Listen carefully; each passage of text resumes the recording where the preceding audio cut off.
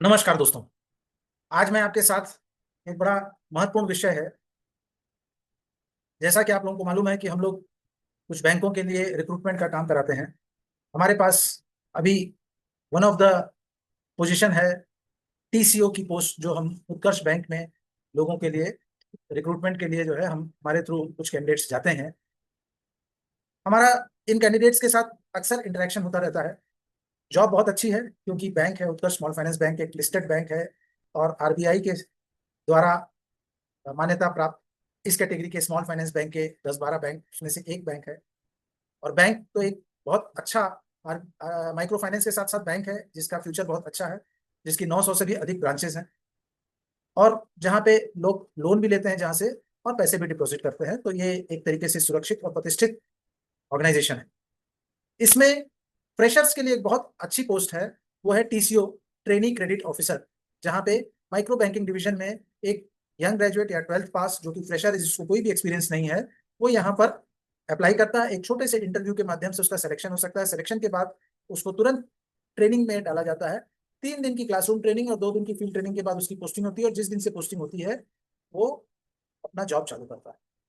ये बहुत अच्छी पोजीशन है क्योंकि आप बैंक के पेरोल पे काम करते हो, एज अ ट्रेनी काम करते हो, और आपको माइक्रो बैंकिंग के हर एस्पेक्ट का एक्सपोजर मिलता है। 2 साल के फील्ड वर्क के बाद आप असिस्टेंट ब्रांच मैनेजर और 3 साल बाद आप ब्रांच मैनेजर बन सकते हो। ये इतनी अच्छी पोजीशन है। और इस बैंक में 15-20 हजार से भी अधिक लोग काम कर रहे हैं और ये पोजीशन बैंक के पेरोल पे है। यहाँ तक मतलब ये इस तरीके का अवसर बड़ा, समझ लीजिए यंग जो फ्रेशर्स हैं उनके लिए एक गॉड सेंट अपॉर्चुनिटी है, बहुत बढ़िया अवसर है। क्यों? क्योंकि आज के डेट में जिस तरीके का जॉब सिनेरियो चल रहा है, आप देखेंगे कि लोगों को इतना अच्छा करियर अपॉर्चुनिटी इतने आराम से मिलना बड़ा मुश्किल है। लोग करियर बनाने के लिए कॉम्पिटिटिव एग्जाम्स देते हैं, गवर्नमेंट के एग्जाम्स देते हैं, बैंक पीओ के एग्जाम्स देते हैं। और मुझे लगता है एक मेहनत करने वाले के लिए ये भी अवसर उनसे कहीं से कम नहीं है, क्योंकि यहाँ पे 5-7 साल, 8 साल, 10 साल में आप उस पोजीशन को हासिल कर सकते हैं। अगर आपके अंदर मेहनत और लगन है, मेहनत करने का जज्बा है, लगन है, तो आप एक बहुत बेहतरीन अपने लिए पोजीशन और अर्निंग, ये सारी चीजें इस जगह से आप हासिल कर सकते हैं। लेकिन क्या होता है, कई बार बच्चों को 2-3 इश्यूज आते हैं जो उनका खुद का मेंटल ब्लॉक है, जिसकी वजह से इतने बढ़िया अवसर से भी वो चूक जाते हैं। तो हमें बड़ा अफसोस होता है कि देखिए, सामने इतना बढ़िया उसके सामने अपॉर्चुनिटी आया, वो चूक गया।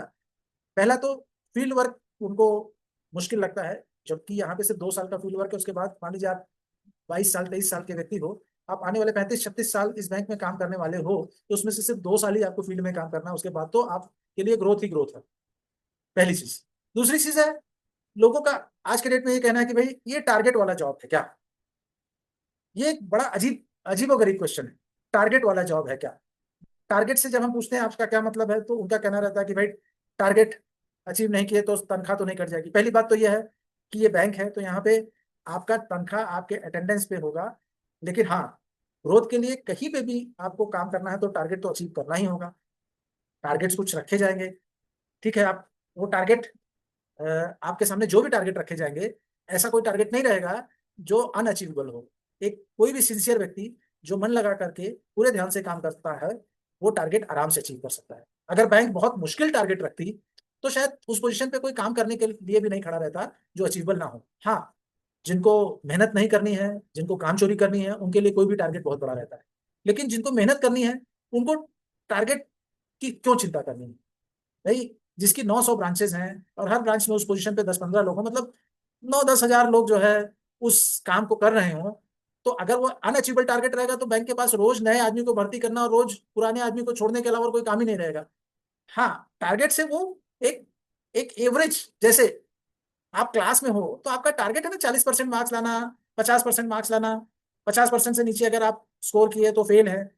तो ज्यादातर बच्चे पास हो जाते हैं, लेकिन जो बिल्कुल पढ़ने में जिसका कोई मन नहीं लगता है या पढ़ाई में एकदम वो सीरियसली नहीं ले रहा, वही बच्चा फेल होगा। तो इसलिए टारगेट से घबराए मत, डरे मत, पहली बात।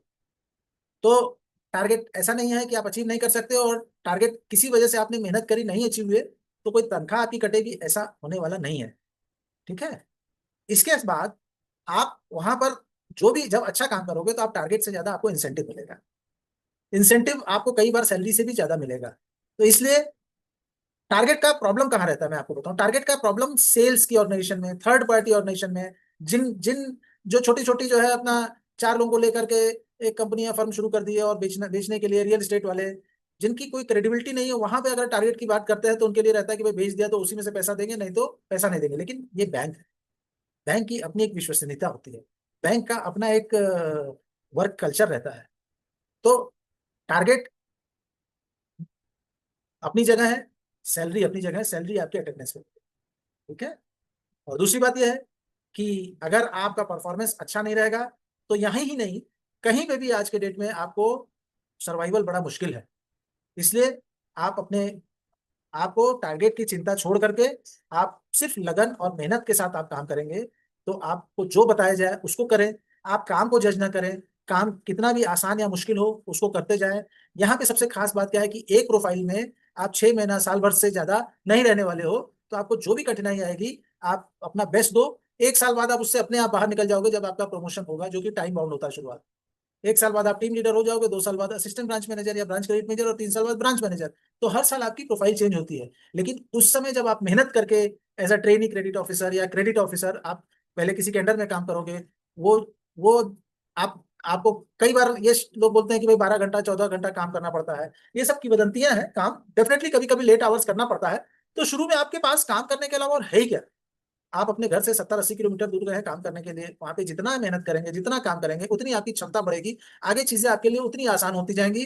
तो आप ये मान के चलिए कि जब आप एक जगह पे फुल टाइम काम कर ही रहे हैं तो काम से क्यों पीछे हटना, और अच्छा काम करने पे आपको इंसेंटिव मिलती है। तो बच्चों, शुरुआत में आप जितना मेहनत करोगे, जितनी आप क्षमता बढ़ाओगे, इसके पहले भी मैं कई बार ये बात बोल चुका हूँ, मैं अपने बच्चों को बोलता हूँ कि भाई तुम अपने लाइफ में शुरू में मेहनत करने के लिए तैयार हो। मेरे बच्चे 12 घंटा 14 घंटा पढ़ाई करते हैं, तो वो अपने करियर के प्रति सजग हैं। तो आप भी अगर आपको अपने शुरुआती दौर में अगर मेहनत करना पड़ता है, ज्यादा आपको काम करना पड़ता है, वो आपकी आगे की ताकत बनेगी। आप जिम में जाइए, जिसको भी स्पोर्ट्स का, बॉडी बिल्डिंग का शौक है, जिसको आराम करना है उसको तो 10 कदम भी चलने को बोलिए, लोग घंटों मेहनत करते हैं, रियाज करते हैं, तब जाके उनकी क्षमता बनती है। तो आप भी अपने आप को शुरुआती दौर में बिल्कुल तपा के इतना तगड़ा कर लीजिए। आपके पास उस चीज को में अपनी मतलब सब कुछ झोंकने के लिए आपको आपके एम्प्लॉयर रिवार्ड करते हैं। बढ़िया काम कीजिए, लाइफ को एंजॉय कीजिए, टेंशन मत पालिए, अनएम्प्लॉयमेंट की टेंशन नहीं रहेगी। शुरू में आपने क्षमता जितनी बढ़ा ली उतना आपके लिए आगे फायदेमंद होगा। और किसी भी ऑर्गेनाइजेशन में फिर आपकी क्षमता बढ़ गई तो आगे चल के आप कभी भी बेटर ऑफर पा सकते हो। आपका आप अल्टीमेटली तो 2 4 6 महीने साल भर के शुरुआती ट्रेनिंग और प्रोबेशन के बाद आप 8 घंटे की ही जॉब करने वाले हो, है ना। लेकिन शुरू में थोड़ा सा मेहनत ज्यादा करके सीखने के दरमियान अगर आप ऐसा करते हो तो आपका भविष्य बड़ा सुनहरा होगा।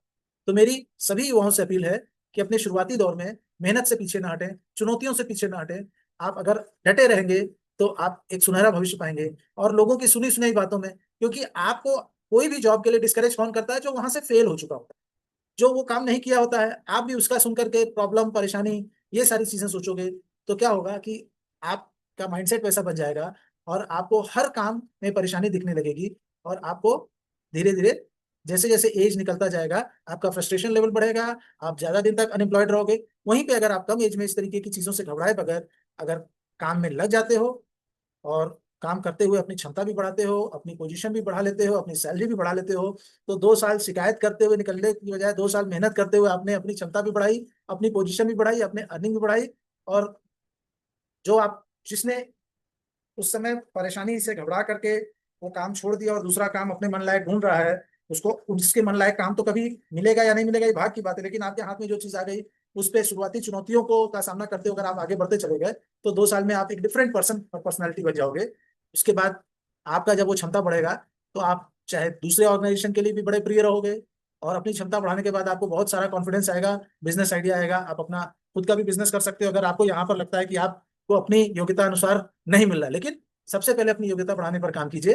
अगर आप अपनी योग्यता बढ़ाने पर काम करेंगे तो आपको नौकरी ढूंढने की जरूरत नहीं होगी, कुछ सालों में आप नौकरी देने की क्षमता में आ जाएंगे, ठीक है। तो आप जैसे होनहार और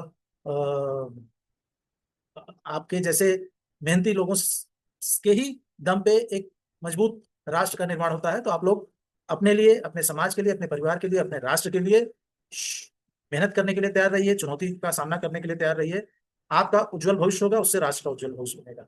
आपको अगर आप मेरी बात से सहमत हैं तो आप ये वीडियो शेयर कीजिए, आपको अगर ठीक लगता है तो कमेंट भी कीजिए, और साथ ही साथ ऐसे ही उपयोगी और आपको एक सक्सेसफुल इंसान बनाने के लिए समय समय पर हमारी तरफ से आपको मुफ्त मार्गदर्शन मिलता रहेगा, उसके लिए इस चैनल को सब्सक्राइब कीजिए।